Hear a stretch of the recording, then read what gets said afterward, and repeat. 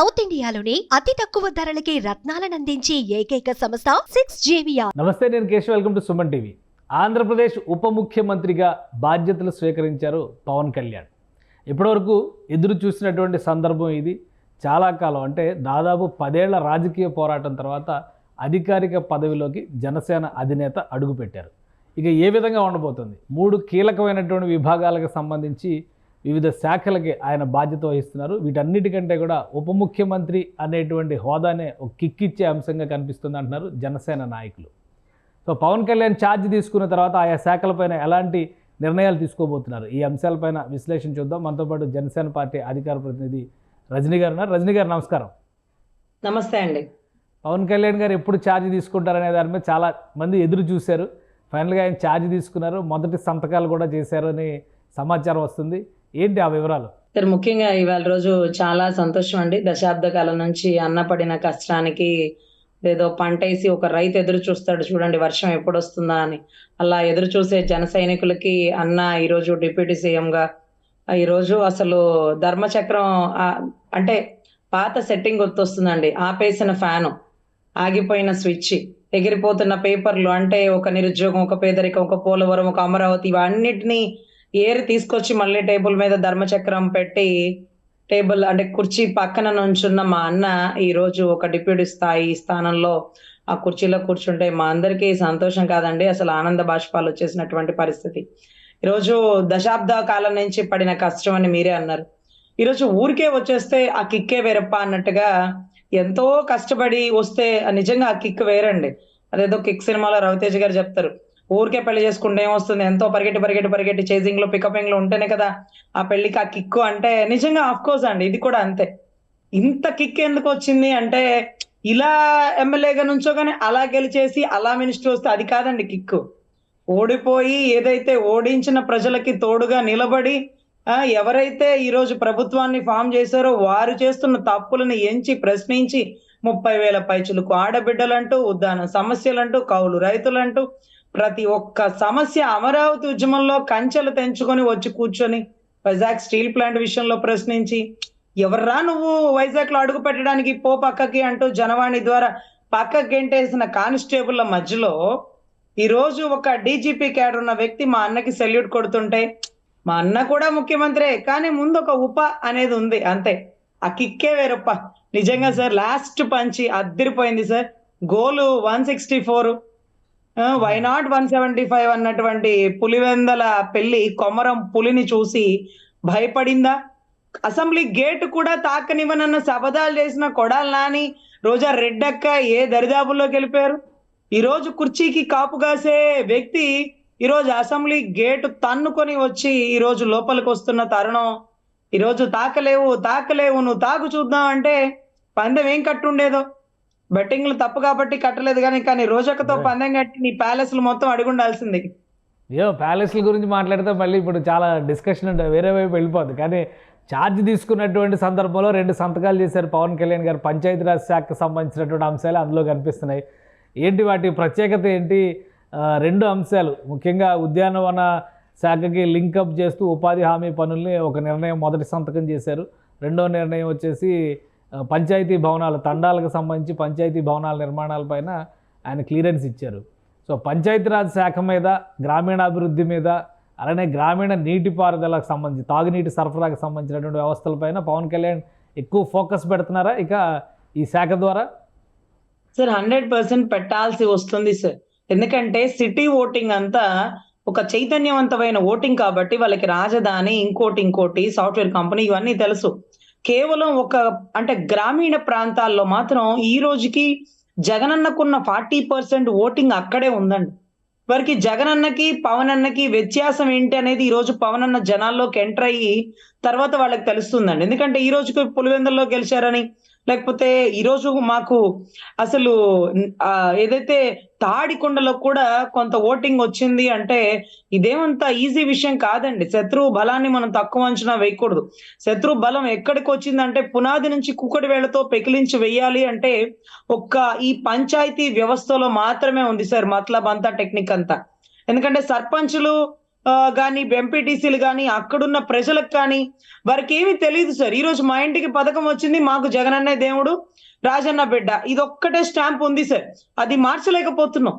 ఈరోజు జగనన్నకి పవన్ అన్నకి వ్యత్యాసం ఏంటి అంటే, మీ ఇల్లు మీకుంది కానీ మీ ఇంటి ముందు రోడ్డు లేదు. మీరు ఇంట్లో ఉంటే బాగానే ఉన్నారు, తేడా పడి శ్మశానానికి వెళ్తే చుట్టూ ప్రహరీ కూడా లేదు, కుక్కలు బిక్కుపోతున్న పరిస్థితి, నక్కలు తిరుగుతున్నటువంటి వాతావరణం.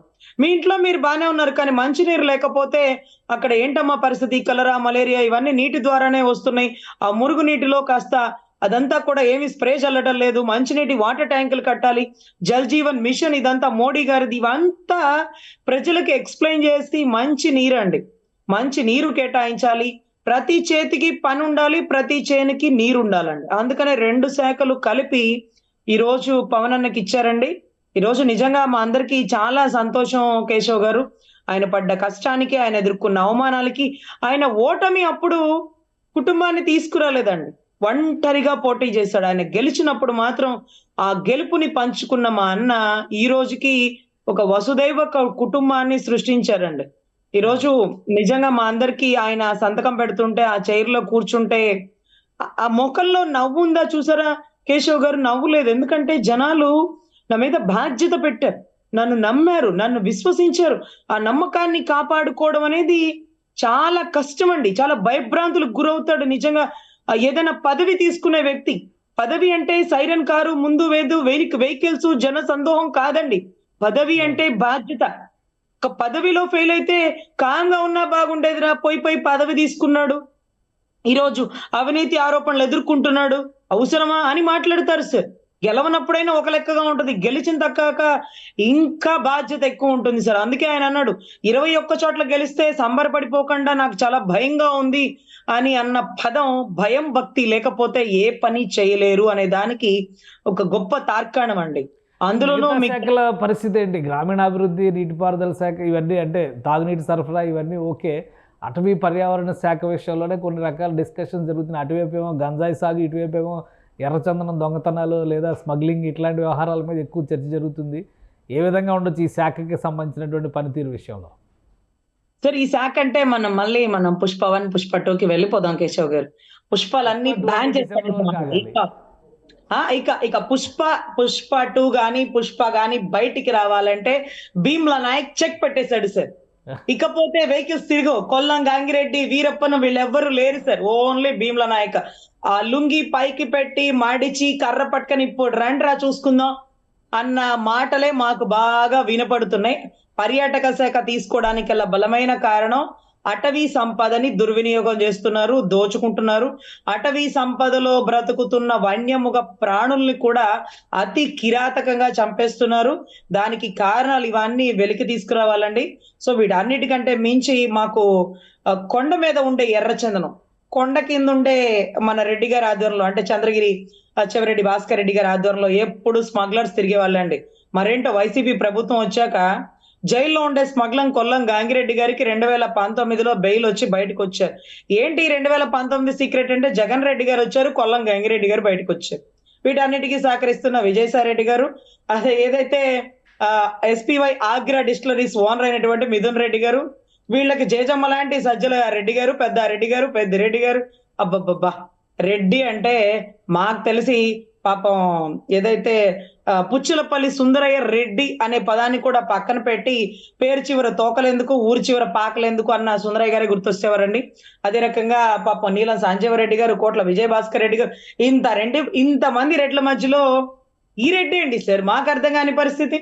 రాష్ట్రాన్ని అస్తవ్యస్తం చేసి ఇంత మెజారిటీ ఇస్తే ఈ రకంగా చేశాడు. కానీ మా నాయకుడు ఎంచుకున్న 21లో భారీ మెజారిటీ రావడమే కాకుండా 21 స్థానాల్లో కూడా గెలవడం, వీటన్నిటికంటే ప్రజలు విశ్వసించిన నమ్మకాన్ని కాపాడుకోవడమే కాదు, చాలా మంది గెలిచిన వాళ్ళకు కూడా ఇది గెలుపు కాదు, ప్రభుత్వ వ్యతిరేకతతో మనం గెలిచాం. మన గెలుపు అంటే 2029కి మన గెలుపు.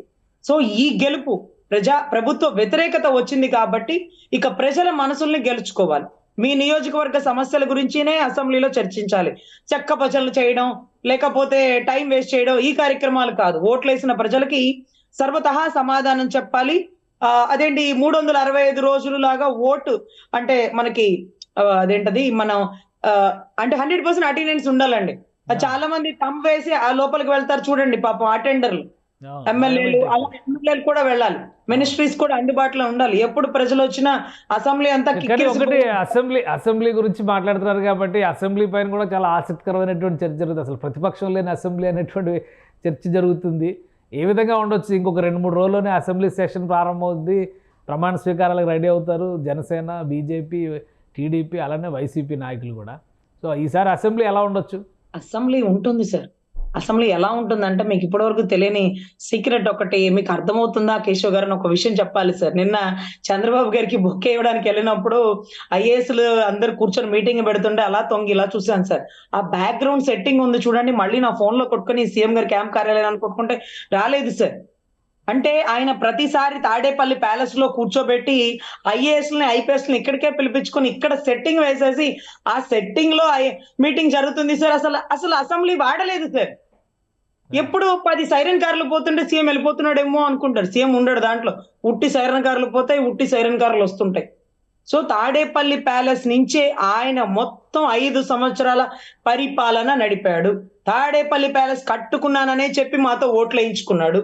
అసెంబ్లీలో అడుగే పెట్టలేదు సార్. ఎక్కడెక్కడైనా కేబినెట్ సమావేశాలు జరిగినప్పుడు మాత్రమే ఆ 4 రోజులు కనపడతాడు. కనపడినప్పుడు ఇలా కూర్చొని నువ్విది కళ్ళు చూడు అంటూ ఏదైతే పాపం ప్రతిపక్ష నాయకుల్లో తండ్రి సమానులైన వ్యక్తుల గురించి దూషణ భూషణ అవన్నీ ఉంటాయి కదా, ఆ కార్యక్రమాలు ఉంటాయి. అంతేగాని ఆయన అసెంబ్లీకి రాలేదు సార్. మినిస్టర్లు రాలేదు, వీళ్ళు రావట్లేదు కదా అని ఐఏఎస్లు ఐపీఎస్లు రాలేదు సార్.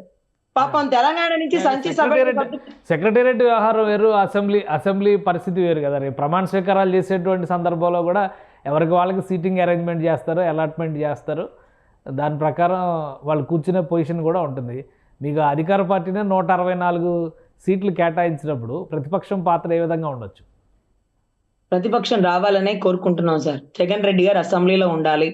కొమరం పులి వస్తుంటే చూడాలి, కొమరం పులి గర్జిస్తుంటే అసెంబ్లీలో అబ్బా అని చెవులు రిక్కేసిపోయి రక్తం వచ్చేలా వినాలి. ఇవన్నీ ఉండాలంటే ఆ కిక్కు ఉండట్లేదు సార్. అసలు దరిద్రం ఈ ప్రజలు అనాలి. కనీసం ఒక 20 సీట్లన్నా ఇవ్వలేదు. వై నాట్ 175 అన్న వ్యక్తికి? ఎందుకంటే కనీసం ఒక 18 అన్నా ఇస్తే ఏదో క్వశ్చన్ చేస్తారు. ఇప్పుడు మాట్లాడే అర్హతను కూడా కోల్పోయి ఇప్పుడు అలా కూర్చోవాలంటే మేము రావంటారేమో, రావడానికి కూడా కారణాలు కావాలి కదా, ఏదో వెతుకుతారేమో. అసలు అసెంబ్లీలో ఆ పులివెందుల నుంచి గెలిపించినందుకు సర్లేవయ్యా గెలిపించినా కదా, మరి మా పులివెందుల సమస్యలు ఏమైనా చర్చిస్తావంటే నేను అలిగాను, నేను అసెంబ్లీకి వెళ్ళను, నేను మా తాడేపల్లి ప్యాలెస్ లో కూర్చొని పబ్జీ ఆడుకుంటానంటే అవదు కదా సార్. సో మాకైతే సార్ మనస్ఫూర్తిగా జగన్ రెడ్డి గారు అసెంబ్లీలో అడుగు పెట్టాలా. మా అన్న కూడా అడుగు పెడతాడు, డిప్యూటీ సీఎం గా మా అన్న కూర్చుంటాడు. కనీసం ఒక ఎమ్మెల్యే కాదు, ఒక మినిస్ట్రీ కాదు, ఇంకోటి కాదు అని గతంలో ఎగతాళి చేసిన వ్యక్తికి ఈ రోజు ఎమ్మెల్యే కాదులే అబ్బా డిప్యూటీ సీఎం హోదాలో అడుగు పెడుతున్నాను అని నిజంగా నువ్వు ఎమ్మెల్యేగా అసెంబ్లీ గేట్ తాకలేమన్నాడికి అవునన్నా కొడాలని అన్న నువ్వు నిజమే చెప్పినావు. ఈసారి ఏందో మా అన్న ఎమ్మెల్యేగా తాకలే, మినిస్టర్ గా తాకినాడు, చప్పుడు చేయకుండా డిప్యూటీ సీఎం గా తాకినాడు చూస్తావా అని ఈ రోజు తొడలు కొట్టి రాయలసీమ నుంచి తెలంగాణ నుంచి వచ్చినటువంటి రావట్లే కదా అసెంబ్లీకి. పాపం కొడాలి నాని గారు గెలవలేదు, రోజా గారు గెలవలేదు, మీరు సవాళ్ళు విసిన వాళ్ళు ఎవరు గెలవలేదు. ఆ సన్నివేశం టీవీలో చూసుకోవడానికి పరిమితం అవుతారు కదా. అందుకే మాకు కిక్ రావట్లేదు సార్. మాకు కిక్ రావాలంటే వాళ్ళు రావాలా, వాళ్ళు ఏదోటి అడగాల, మేము సమాధానం చెప్పాలి, అప్పుడే కదా థ్రిల్లింగ్. మరేంటో మా కర్మ వాళ్ళు రావట్లేదు. కనీసం జగన్ రెడ్డి గారన్నా వస్తారా, ఆ పెద్దిరెడ్డి గారన్నా వస్తారా, వాళ్ళ తరపు ఎవరన్నా రెడ్లు అంటా వస్తారా? అదేదో సినిమాలో వస్తుంది సార్, వచ్చిపోమ్మా మెరుపుతీగా పెళ్లికొడుకు వచ్చినాడు, పెళ్లికొడుకు తాలూకా బంధువులందరూ వచ్చినారు, పెళ్లికొడుకు రాంబ్రహ్మ వచ్చినాడు అంటారు చూడండి. అలాగే ఈ రోజు డిప్యూటీ సీఎం పవన్ కళ్యాణ్ గారు వచ్చినారు, వచ్చిపోమ్మా జగన్ రెడ్డి అంటే నేను రా నే పరదా వెనకాలే ఉంటానంటారు గౌరవ జగన్మోహన్ రెడ్డి గారండి. కానీ ఒక విషయం చెప్పండి, ఇప్పుడు చాలా విషయాలపైన గత 2-3 రోజులుగా చర్చ నడుస్తుంది. అందులో ఒకటి ఆ ఋషికొండలో నిర్మించినటువంటి పెద్ద భవనం, ఇంకొకటి జగన్మోహన్ రెడ్డి గారి ఇంట్లో చేసినటువంటి ఇంటీరియర్స్ మీద, వాటి మీద ఫర్నిచర్ మీద డబ్బులు వసూలు చేయాలని, వాటిని గవర్నమెంట్కి సరెండర్ చేయాలని రకరకాల డిస్కషన్ జరుగుతున్నాయి. లీగల్ పాయింట్ ఆఫ్ వ్యూలో చూసినప్పుడు ఒకవేళ ఆ నిర్మాణాలను కనుక సరైనటువంటి రీతిలో కాకుండా ఎక్కువగా దుబారా ఖర్చు చేసి ఉంటే కానీ, అలానే జగన్మోహన్ రెడ్డి గారి ఇంటి కోసం పెట్టినటువంటి ఖర్చులు దుబారా అని కానీ భావిస్తే అసలు ఏం చర్యలు తీసుకోవడానికి అవకాశం ఉంది? ముఖ్యంగా సార్ మనం ఒకసారి డిస్కస్ చేసుకుంటే ఏసీల కోసం 1.5 కోట్లు, ఆలయాల సెట్టింగ్ కోసం 1.45 కోట్లు, టేబుళ్ళు ఇతర ఫర్నిచర్ కోసం 1.37 కోట్లు, సోఫాల కోసం, వీడియో టెలికాన్ఫరెన్స్ల కోసం, కిటికీల కోసం 3.45 లక్షలు, ఒకదానికేమో 73 లక్షలు కిటికీలకి తలుపులకి. వీటన్నిటికంటే మించి సార్ ట్యాప్ కి సెట్టింగ్ వేసేస్తాడు సార్. నేను ఇందాక మీకు అదే చెప్పా, అసెంబ్లీకి రాడు. అసెంబ్లీ సెట్టింగ్ క్యాంప్ కార్యాలయం ఇంట్లో వేసేసుకుంటారు, ఐఏఎస్లతో మాట్లాడేస్తారు. తిరుపతికి ఆవిడ రాదని ఆవిడ కోసం తిరుపతి కొండనే తీసుకొచ్చి ఇక్కడ పెట్టి వెంకటేశ్వర స్వామిని భూస్థాపితం చేసినట్టుగా ఈ రోజు ఆయన వెంకటేశ్వర స్వామిని ప్రతిష్ఠింప చేసినట్ట పరిస్థితి సార్. ఈ రోజు మాకు భయం వేసింది, ఒకవేళ అయోధ్యకు కూడా రాలేదు, రాముని కూడా తీసుకొచ్చి అయోధ్య సెట్టింగ్ కూడా వేస్తాడో, దానికి ఎంత ఖర్చు చేసిద్దో అని. సో ఈ రకంగా రాష్ట్ర ప్రభుత్వ ఖజానా మొత్తం గండిపడిచిన గౌరవ జగన్ రెడ్డి గారు మనల్ని డైవర్షన్ పాలిటిక్స్ లో ఋషికొండ చుట్టూ తిరిగేలా చేస్తున్నారండి. కుర్చీల దగ్గర, టేబుళ్ల దగ్గర ఎంత ఖర్చు అయింది, ఎవరు దాచిపెట్టు, చేయాల్సింది కాదండి. కొన్ని వేల కోట్లు బటన్ నొక్కాను అనే నేపథ్యంతో పక్కదోవి పట్టించిన జగన్మోహన్ రెడ్డి గారి గుట్టు బయట పెట్టాలి. మనందరి కాన్సన్ట్రేషన్ ఋషికొండ. మీరు ఎప్పుడు చూడలేదా కేశవ్ గారు? 7 స్టార్ హోటల్, 5 స్టార్ హోటల్ చూసుంటారు కదా, అక్కడ కూడా ఇలాగే ఉంటాయి కదా. అదో పెద్ద వింత విచిత్రమే కాదు. అలాగే 500 కోట్లు పెట్టి ఖర్చు పెట్టాడు. ఆ ఖర్చు ప్రతిదానికి బాత్రూమ్ టబ్ అయిందేందో 25 లక్షలు లెక్క చెప్పాడు కదా, దాంట్లో ఏం తొక్కేలేదు కదా.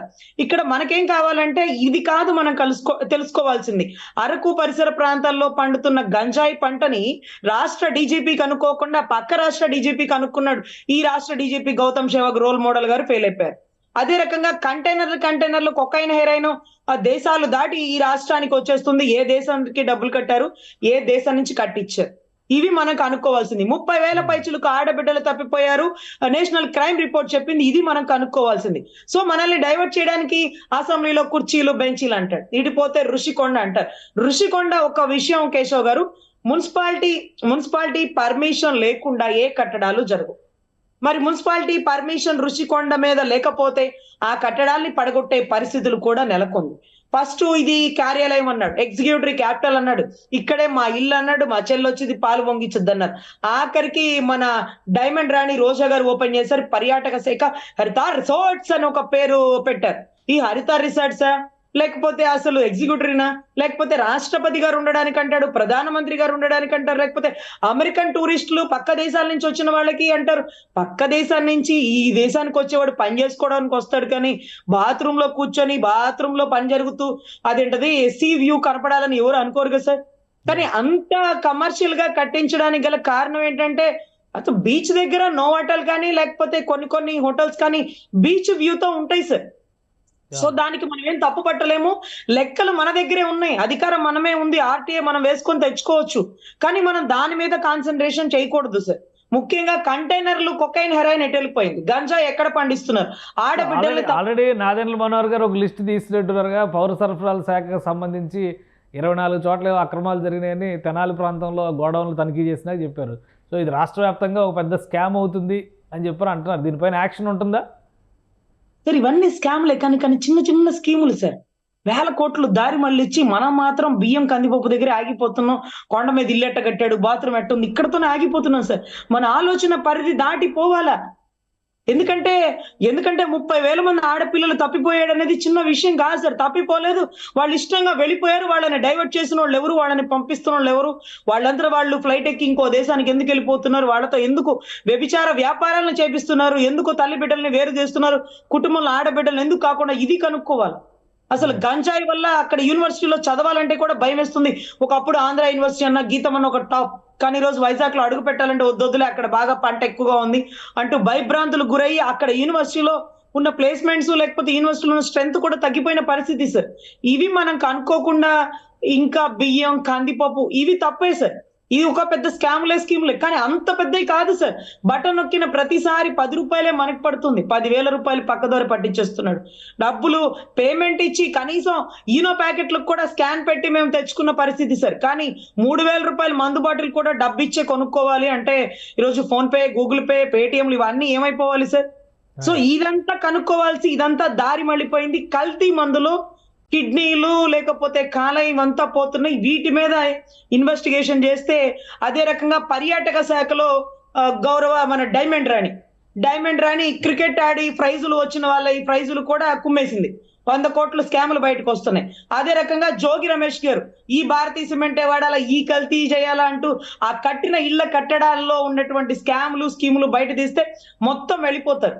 సో ఎక్కడో ఏదో తంతుంది సార్, చాలా స్కామ్ చేశాడు, అది కనుక్కోవడం మానేసి మనం ఇంకోటి కనుక్కుంటున్నామేమో అని ఒక భయం ఉంటుంది సార్. సో మీడియా చాలా కూలంకషంగా ఫోకస్ చేయండి సార్. ఏదో కీలకమైన అంశాన్ని మనం మిస్ అవుతున్నాం. దాన్ని మిస్ అవ్వకూడదు. నాకు Right. తెలిసి జగన్మోహన్ రెడ్డి గారు ఓడిపోయారా? కావాలనే వెనక్కి తగ్గారా? మొత్తం అప్పుల పాల్లో చేసేసారా రాష్ట్రాన్ని? ఈ రోజు మళ్ళీ 2029కి మళ్ళీ మనం ఈవీఎంలో ఏదో తప్పు చేసింది అని చెప్పారు అంటున్నారు కదా, అలాంటిది ఏమైనా ఉందా? మీ అభిప్రాయం ఏంటి? ఈవీఎంలో దానిలోనే ఏదో మేనేజ్మెంట్ ఉంది, హ్యాకింగ్ జరుగుతుంది, ఈవీఎంలు నమ్మలేము, ఇవి మళ్ళీ ఎలక్షన్స్ పెట్టమని అడిగేలాగా ఉన్నారు. మరి ఏమంటారు మీరు? మళ్ళీ ఎలక్షన్స్ మాత్రం అడగలేండి. ఎందుకంటే ఆ 11 కూడా ఉండవని తెలుసు. కాకపోతే ఈవీఎం మీద ఏదో ఒకటి వెయ్యాలి కాబట్టి వేస్తారు. మొన్నటిదాకా అక్క చెల్లెములు ఏం చేశారు అన్నాడు. మీ ఇంట్లో చెల్లెములు ఏం చేశారో మేము అదే చేసాము అక్క చెల్లెములు అంటారు వాళ్ళు. మీ ఇంట్లో మంచి జరిగితే ఓటేయండి అంటారు. అసలు మీ ఇంట్లో మంచి జరిగిందా ఓటు అడగడానికి అంటారు వీళ్ళు. సరే ఏ ప్రశ్నలకు సమాధానం లేని ప్రశ్నలు సంధిస్తున్నారు. మీ బిడ్డనయ్యా అంటాడు. అసలు తల్లికి బిడ్డవి ఆ తల్లి పోయి అక్కడ దాక్కుంటే మా బిడ్డని అంటావయ్యా, నీకు మాకేం సంబంధం అయ్యా? అమ్మ తరపు చుట్టమా ఏ తరపు చుట్టమా అని అడుగుతున్నారు ఈ రోజు ప్రజలు. ఈవీఎంలు కాదు సార్, ఈవీఎంలు కనుక ట్యాంపరింగ్ చేయగలిగితే మనకంటే ట్యాంపరింగ్ చేయగల సెంట్రల్ ఉంది సార్. అక్కడ మ్యాజిక్ ఫిగర్ దాటి అరా కొరా వచ్చినాయి అంతే. అది కనుక ట్యాంపరింగ్ చేయగలిగితే వాళ్లే బాగా చేస్తారు. సార్ వాళ్లే చేయలేదంటే ఎవరు ఎక్కడ చేయలేరు. కానీ చైనా నుంచి మిషన్లు తెచ్చి వాట్సాప్ కాల్ హ్యాక్ చేయగల గౌరవ సమర్థత గల జగన్మోహన్ రెడ్డి గారు ఈవీఎంలు ఏమీ చేయలేక దొంగ ఓట్లు వేయించే ప్రయత్నంలో నెగ్గలేక ఆఖరికి ఓడిపోయిన దౌర్భాగ్య స్థితికి వచ్చారండి. ఎనీవే ఇదైతే కేల్కతం దుకాన్ బంద్. ఆయన అసెంబ్లీలో రావాలా, మా గౌరవ పవన్ కళ్యాణ్ గారి ముందు కూర్చోవాలా, మేము మాట్లాడే వినాలా, మాకు స్పందించాలా. ఈ రోజు రోజా గారు లేకపోవడం మాకు అసలు కిక్కే పోయింది సార్. కొడాల నాని గారు లేకపోవడం అసలు సగం కిక్కు దొబ్బేసింది సార్. వీళ్ళందరూ లేకపోతే ఉత్తినే వచ్చే కాడికి ఈ రోజు ఎవరికో స్పీకర్ పోస్ట్ ఇచ్చినప్పుడు కూడా నేను చెప్పా, ఏం స్పీకర్లే మేడం, కూర్చోవయ్యా అని అంటే అది స్పీకరు. ఎవరిని కూర్చోమనలే, ఎవరిని నుంచోమని చక్కగా వీళ్ళు చేస్తారు. మంచి సుపరిపాలన అందిస్తారు. మీరు వన్ సైడ్ గేమ్ ఆడటానికి రెడీ అయిపోయారు, వన్ సైడ్ ప్లే ఆడడానికి రెడీ అయిపోయారు మీరు. సార్ లోక్ అదాలత్లో కేసు పెట్టి కొట్టేస్తే ఏం కిక్ ఉంటుంది సార్? ఆర్గ్యుమెంట్స్ జరగాల, దమ్ముగా ఆర్గ్యుమెంట్స్ జరగాల. వస్తేనే కేసు నడిచినట్టు ఉంటది, బెంచ్ మీదకి వస్తేనే కేసు నడిచినట్టు ఉంటది మీకు. అసలు మాకు అర్థం కావట్లేదు సార్. అసెంబ్లీలో అందరూ వస్తుంటే, అటువైపు నుంచి మా నాయకుడు వస్తుంటే, వీళ్ళు అడుగుతుంటే వాళ్ళు సమాధానం ఏమీ లేదు సార్. సప్పబడిపోయింది. 11 మంది క్రికెట్ టీము, బౌలరు బ్యాట్స్ అన్ని కలిపి గౌరవ జగన్ రెడ్డి గారు, ఫీల్డర్ మాత్రం పెద్దారెడ్డి గారు. సో ఎనీవే అందరూ ఎవరైతే అసెంబ్లీ గేటు తాకనివనన్న వాళ్ళు కనీసం గడప దాటి బయటికి అడుగు పెట్టలేని పరిస్థితికి తీసుకువచ్చినటువంటి పవన్ కళ్యాణ్ గారికి నిజంగా కృతజ్ఞతలండి. రాష్ట్రాన్ని ఒక సేఫ్ మోడ్ లో తీసుకెళ్లారు. కూటమి కలపడానికి, లేకపోతే గేమ్ చేంజర్, లేకపోతే man of the match award winner గా ఈ రోజు పవన్ కళ్యాణ్ గారిని ప్రకటించవచ్చండి. రైట్ థ్యాంక్ యూ రజనీ గారు, మీ అభిప్రాయాలు తెలియజేసినందుకు. ఇది ఆంధ్రప్రదేశ్లో ఉప ముఖ్యమంత్రిగా పవన్ కళ్యాణ్ బాధ్యతలు స్వీకరించడం అనేది పరిపాలన విషయంలో ఒక మలుపుగా జనసేన నాయకులు చెప్తున్నారు. గత ప్రభుత్వం చేసినటువంటి తప్పిదాల జాబితాని వెలికి తీసేటువంటి ప్రయత్నాల్లో మంత్రివర్గం నిమగ్నమై ఉంది. దానికి తగ్గట్టుగా చర్యలు కూడా చట్టపరంగా తీసుకోవడానికి ఉపక్రమించే అవకాశాలు ఉంటాయి. ఇక అసెంబ్లీకి సంబంధించి ఎవరైతే సవాళ్లు విసిరారో వాళ్ళెవరో గడప దాటలేని స్థితిలో ఉండడం అనేది కూడా అసెంబ్లీలో ఉండేటువంటి మజాని పోగొట్టేసింది అంటున్నారు. కాకపోతే ప్రజలకి సంబంధించినటువంటి ఆస్తిలో విషయంలో, ప్రజాధనం దుర్వినియోగం విషయంలో మాత్రం ఒక సమర్థమైనటువంటి ప్రభుత్వాన్ని చూసే అవకాశం కలుగుతుందని రజనీ విశ్లేషిస్తున్నారు. ఇది special discussion. Keep watching. Suman టీవీలో మీ పర్సనల్ అండ్ బిజినెస్ ప్రమోషన్స్ కోసం కింది నెంబర్కి కాంటాక్ట్ చేయండి.